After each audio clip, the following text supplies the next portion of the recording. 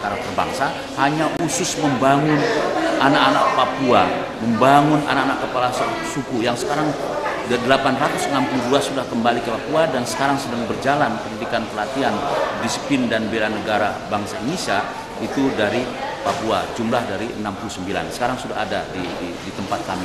Ini juga bagian daripada proses bagaimana membangun masyarakat Papua dari kualitas sumber daya manusianya, itu dari sisi pembangunan karakter bangsa. Demikian juga di Presiden University, tentu saja kita membuka peluang yang sebesar-besarnya bagi masyarakat Papua untuk mengikuti pendidikan di Presiden University, untuk berwawasan global, berpijakan wise lokal, dan berpijakan juga bagaimana Papua kita bangun bersama. Berikanlah kepada Papua dalam arti kemerdekaan bukan lepas dari NKRI. Kemerdekaan dalam arti memberikan kesempatan seluas-luasnya untuk membangun sebagai bagian daripada hak dan kewajibannya warga negara Indonesia yang ada di Papua. Yang selama ini justru hampir-hampir mereka yang di pedalaman, di daerah terpencil ini terabaikan. Jadi berikanlah kepada mereka kebebasan-kebebasan untuk bisa membangun bersama. Kesertaan membangun bersama di dalam pemerintahan maupun di dalam perusahaan-perusahaan untuk membangun Papua.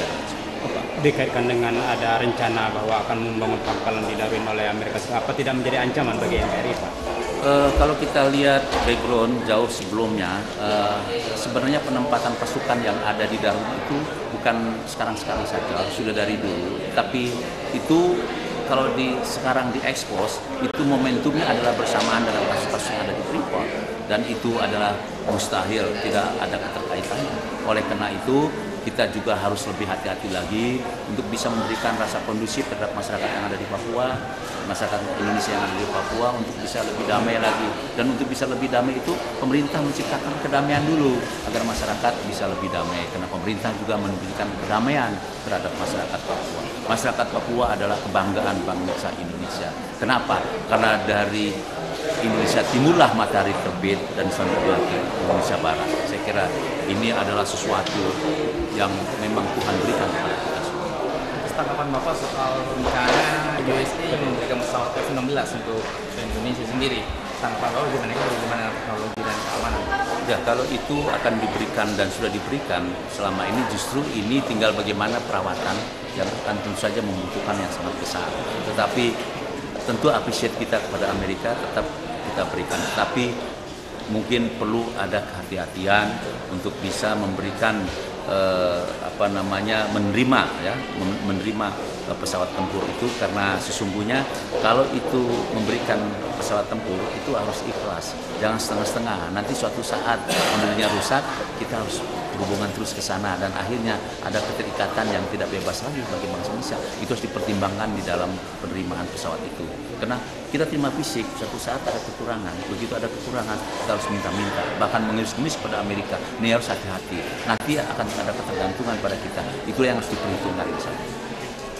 Sebagusnya pemerintah kita apa langkah-langkah yang mesti diambil, karena berkaitan dengan ada rencana bahwa Amerika akan membuat pangkalan di Darwin, itu mempunyai dampak pada FAO.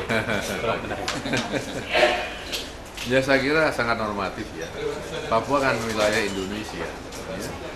Jadi supaya wilayah itu tetap menyatu dengan kita, tentu upaya pemerintah adalah pertama ya menciptakan keadilan. Dan masyarakat Papua merasa ada keadilan itu di mereka. Ya, dan kemudian maka segala macam income di sana dan sumber daya alamnya harus sebagian besar betul-betul dapat dinikmati ya oleh masyarakat Papua. Dengan demikian mereka merasa bahwa apapun hasil dari tanah yang mereka warisi nenek moyangnya itu dapat dinikmati. Nah, kalau keadilan dapat tercipta, maka mereka merasa ya, betul-betul menyatu dengan Republik Indonesia. Ya. Yang kedua, harus kita waspadai bahwa saat ini memang masalah pelanggaran HAM itu menjadi satu isu yang tidak bisa habisnya. Karena itu memang yang terpenting jangan sampai ada tindakan aparat keamanan Indonesia yang terlalu eksesif ya, sehingga dicap sebagai satu pelanggaran HAM. Dan yang berikutnya adalah kita segera untuk melakukan pembangunan secara menyeluruh ya, sehingga daerah-daerah terpencil di Papua itu bisa terjangkau dengan satu transportasi dan komunikasi yang memadai. Ya, dengan demikian maka mereka tidak terisolir, ya, tidak dapat mudah dipengaruhi oleh kelompok-kelompok ekstrem dan sebagainya. Banyak langkah yang dilakukan, tapi intinya adalah ya buatlah mereka ikut memiliki Indonesia. Tapi dengan adanya rencana Amerika Serikat membuat bakalan di dalam itu bukan ancaman Indonesia. Tidak ada hubungannya kan. Kita bisa mempengaruhi apa? Melarang kan nggak bisa. Ya. Yang pasti adalah bahwa rencana itu sudah rencana global yang mereka miliki. Yang penting adalah jangan sampai, ya kita pesankan jangan sampai adanya kekuatan-kekuatan yang begitu besar ya, yang dekat dengan Indonesia justru menjadi ancaman. Kita pesankan bahwa kekuatan besar itu kita harapkan ya, tentunya butuh ya hubungan internasional, hubungan bilateral dan multilateral dengan beberapa negara untuk meyakinkan bahwa justru kehadiran kekuatan-kekuatan itu hanyalah untuk melakukan satu pengamanan kawasan ya, sehingga menimbulkan suasana damai, suasana ancaman. Jadi dalam suasana globalisasi ini tentunya kita harus meningkatkan daya saing kita. Nah, daya saing itu yang paling penting tentunya adalah sumber daya manusia kita. Sumber daya manusia kita, kalau kita terus mengirimkan anak kita ke luar negeri, kan biayanya tinggi dan tidak banyak yang mampu. Karena itu perlu bagaimana kita membuat sendiri suasana yang orang asing mau datang kuliah di Indonesia. Dengan demikian maka anak-anak kita tanpa keluar negeri bisa bergaul dengan orang asing dan juga bisa menciptakan devisa baru. Ini makanya dalam di Presiden Indonesia itu sengaja kita buat polisi dalam kuliahnya itu dalam bahasa Inggris dan juga 30% mahasiswanya asing. Nah, untuk bisa mendatangkan anak-anak yang pandai-pandai dari dalam maupun luar negeri, kita memberikan beasiswa. Nah, didukung oleh 1.500 perusahaan yang ada di kawasan industri Jalbeka. Itu 1.500 perusahaan itu dari 30 negara. Jadi di dalam selama kuliahnya itu mereka harus 1 tahun bekerja di perusahaan-perusahaan tadi. Dengan demikian maka mereka sudah punya pengalaman 1 tahun kerja sebelum lulus dan sudah biasa bergaul di suasana internasional dan selalu berbahasa Inggris, berhadapan dengan tenaga-tenaga asing yang ada di pabrik-pabrik di kawasan industri tadi. Nah, ini merupakan satu kesempatan untuk menciptakan suasana yang daya saingnya tinggi dan internasional. Dan berarti DU udah siap gitu Pak untuk hal itu ya? Kita sudah 10 tahun mengerjakan ini, sudah 6 kali meluluskan mahasiswa kita dan anak-anak kita bekerja di seluruh dunia.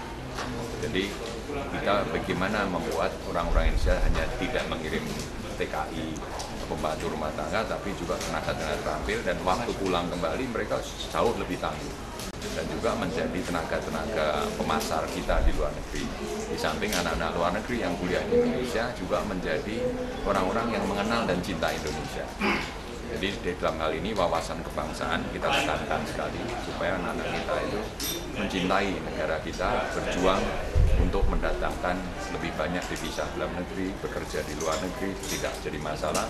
Dan di dalam negeri mereka juga bisa bekerja di perusahaan besar, malah bisa menciptakan perusahaan-perusahaan sendiri. Dan datangnya orang-orang asing yang kuliah di Indonesia itu menjadi sangat menguntungkan buat kita. Jangan hanya mengirim anak-anak ke luar negeri, tapi juga harus mampu mendatangkan anak asing sekolah di Indonesia.